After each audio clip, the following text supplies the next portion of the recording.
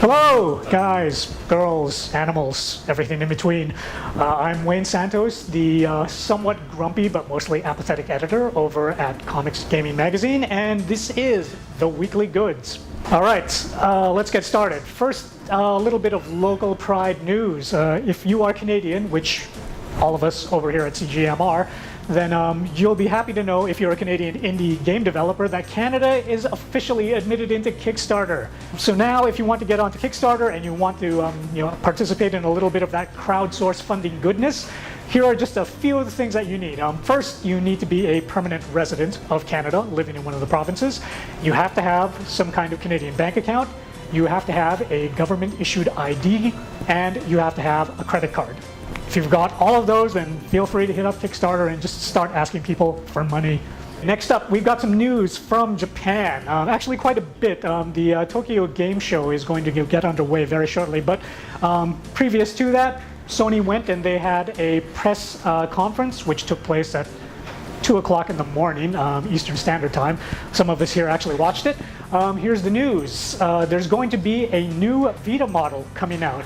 This one is going to be slimmer and lighter than the current model, and it's actually going to be ditching the OLED screen that the current model has with a new LED screen. I'm not actually sure whether this is a good move or not, because the whole point of the OLED was that you were supposed to have like vibrant, rich colors, and I imagine that with an LED screen, you're going to lose a little bit of that. But as a result of this, there's going to be, I believe, like a slightly cheaper price. There's going to be a new 64 gig memory card with the system, and at least in Japan, it's going to be coming out in 5 additional colors. No word on whether or not those new colors are going to be coming over here. Other news coming out from Japan, the Japanese finally have a release date for the PS4. We here in North America are going to be getting it on November 15th. The Japanese are going to be getting it on February 22nd.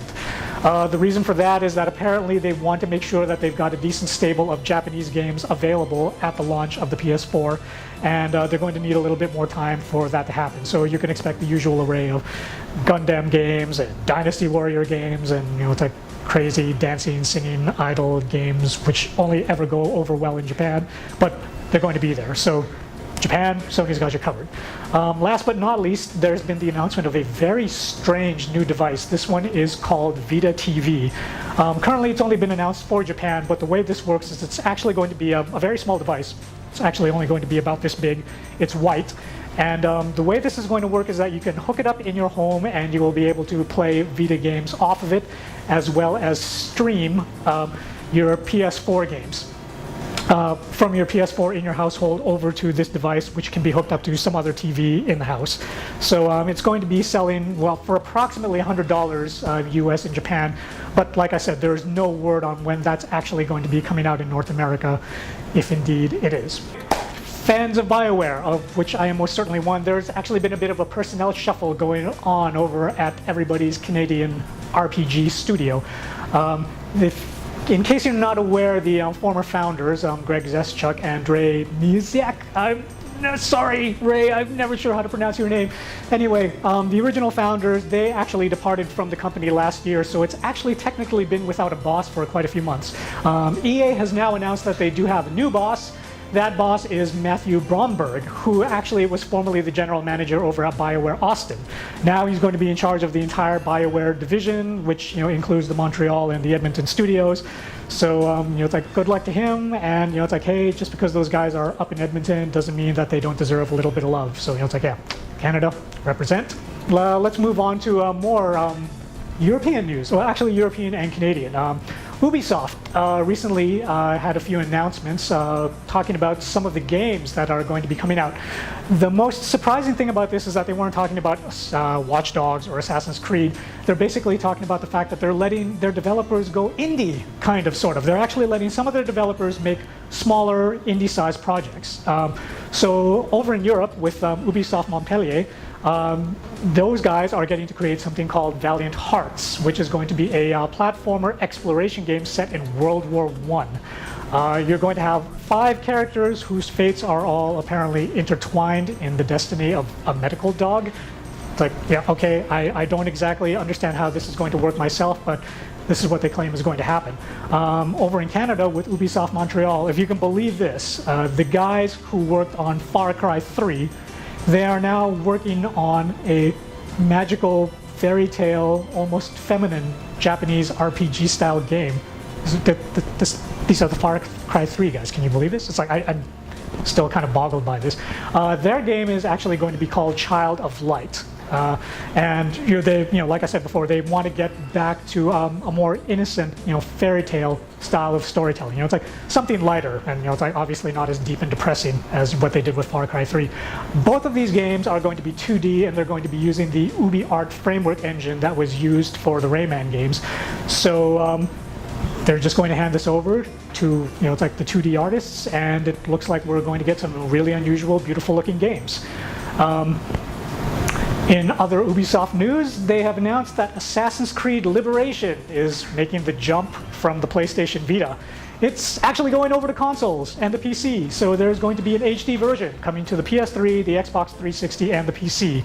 They have not announced the final release date for this, but they have assured people that it's going to get the expected port to high definition in terms of the graphics, but they're also going to be adding in some new content, new missions. Aveline, the heroine of the game, is actually going to be able to dual wield weapons now. So, for you guys that were always kind of curious about it but didn't want to go out and get a Vita, it's like just hold your horses. Eventually you will get a chance to try this game out. In some slightly more depressing news, you guys remember Kingdoms of Amalur, that game that came out from 38 Studios, which was actually not too bad, but it actually sunk the entire studio when they ran out of money, and then the state of Rhode Island basically said, we funded you guys and we want our money back, and they said, well, sorry, we don't have the money to give you. The studio got shut down. Kingdoms of Amalur, which is now the property of Rhode Island, is now going to go on sale, courtesy of the state of Rhode Island. So if you guys were interested in that MMO that they were making called Project Copernicus, which is going to be based in the world of Amalur, and you've got several $1 million lying around that you don't know what to do with, I guess you consider putting in a bid. It's going to be like, eBay, but for tens of millions of dollars instead, so could be fun. And finally, it's time to talk about the games that are coming out next week. This is going to be really, really short, okay? For you Nintendo guys, though, the Wonderful 101 is coming out. So, it's like, it's just, more crazy action. It's like it's not Pikmin, but it's kind of got that, same unusual bent to it that Pikmin does, with controlling lots of little guys and converting them over into, like, various tools that you use as a superhero to fight evil. For the PC guys, MechWarrior Online is going to be coming out. So it's like, giant robots. Who doesn't like giant robots? I mean, Guillermo del Toro certainly does. I mean, Pacific Rim was awesome. And last but not least, there was one more game that was supposed to be coming out. I can't remember which one. It's like totally important and nobody cares about it. Something about automotive stealing cars. Grand Theft Auto 5? Yeah, okay, I guess that's coming out next week, but you guys probably don't care about that. And that is it for the Weekly Goods this week. I'm Wayne Santos, and if you've got a problem with that, I don't care. See you.